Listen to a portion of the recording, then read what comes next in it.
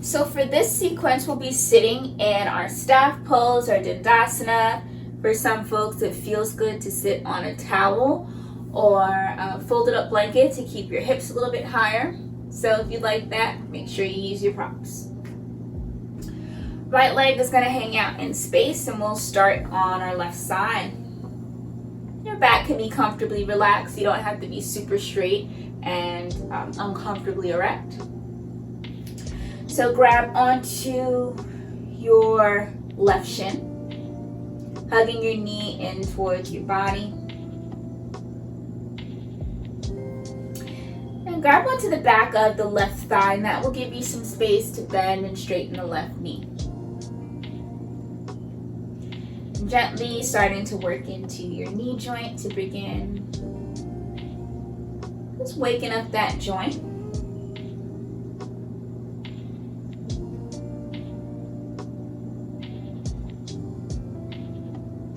And next time that foot is closer in towards your body, just take your ankle in circles, clockwise, counterclockwise. Add a little movement to the toes. And bring the sole of the left foot to the inside of the right thigh and let that knee fall out to the side any amount. If you have any mobility issues in your hip, maybe your knee is higher and it's not as close to the floor. If your hips are super flexible, your knee might touch the floor completely. There's always space between my knee and the floor because my hips are not that mobile, and that's okay. From here, grab onto your left shin and cradle it in your arms. Again, if you're super mobile in your hips, you might be able to bring this shin all the way into the crease of your arms. You don't have to go there though. If your body's telling you, no, we can't do that, it's okay. Just hold on to your shin with your hands. And then you want to rock your shin left and right, side to side, like it's a little baby. I'm still feeling that movement from your left hip.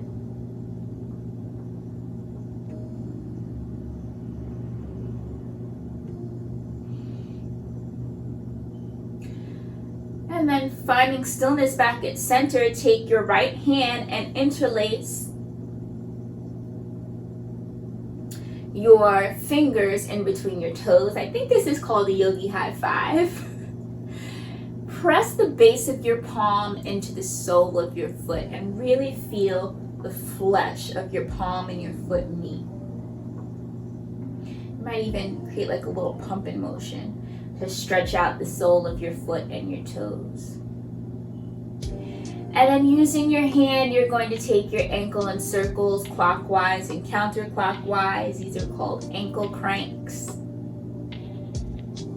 Just using the hand to help assist in that movement.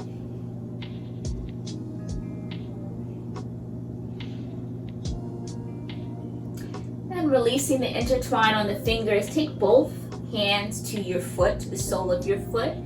Give yourself a little massage from your toes to the ball of your foot to your instep, all the way down to your heel. We walk on our feet, God willing, if we're able to, all day, every day, and we don't really give our feet a lot of attention and a lot of love unless you're getting mani-pedis all the time. We often neglect our feet, so just give the soles of your feet a little love, perhaps even being grateful that you have them to walk on. And then release, stretching left leg long next to right. Give both legs a little shake. Add some fresh blood down to your legs, to your feet. And then we'll do all that on the right side, hugging your right knee into your chest. Pausing here just for a moment. And grabbing onto the back of the right thigh so you have some space to bend and straighten your right knee. Noticing any crooks and crannies that you may hear or feel in your right knee joint. Never want to feel any sharp pains that you can't move through, But normal aches and pains, stiffness, tightness, tension, that will happen in your body. And you want to be really mindful of what's a normal, just I haven't used this muscle or joint in a long time, it's a little stiff, versus, ow, this is causing me pain and perhaps some type of damage in my body. Any pain that you can't breathe through, then you've gone too far and you need to pull back and could potentially be hurting yourself.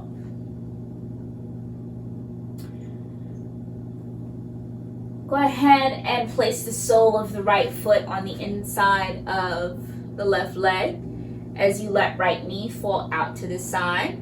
Again, maybe it's still lifted, maybe it's a little lower. It all depends on what the mobility in your right foot is like, or right hip is like.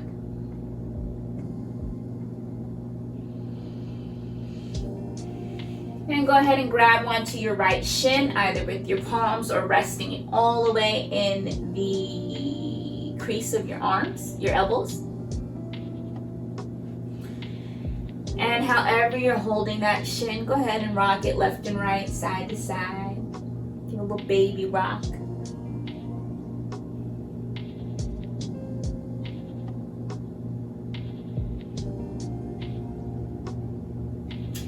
Then take your left fingers, interlace them between right toes, and really press your palm into the fleshy sole part of your foot. Kind of feeling those muscles spring back at you a little bit. And gently, gently, gently do your ankle cranks on the right side, circling out the ankle clockwise, counterclockwise.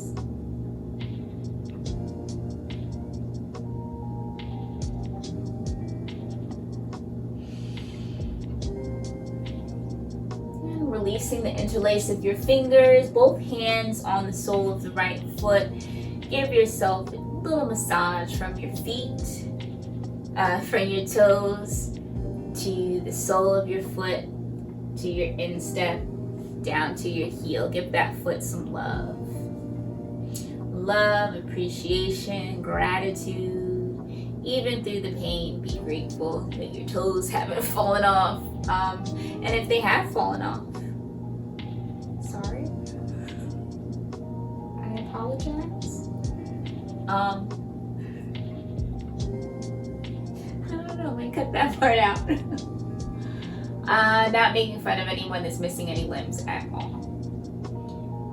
But just being grateful for what you do have is the overall goal. Go ahead and, I feel like I'm missing a step.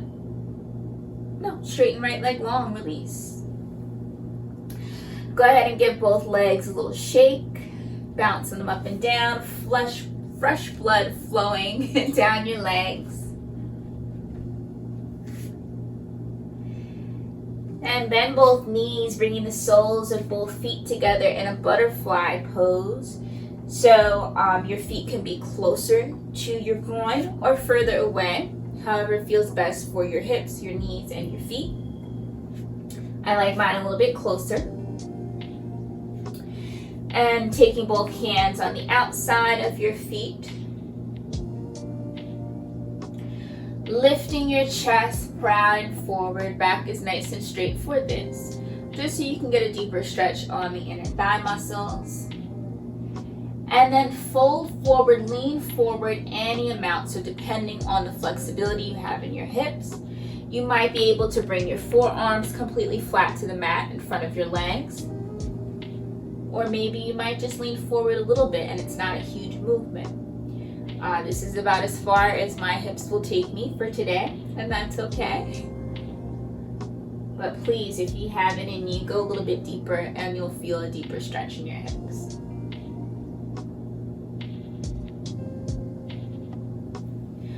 Slowly lift yourself back up, hands on the outside of your knees, bringing the back closer together. Palms behind you for support. Stepping your feet out a bit further, wider apart. Letting the knees fall left and right, side to side. External rotation at the hips. internal and external rotation at the hips. It's moving through greater range of motion.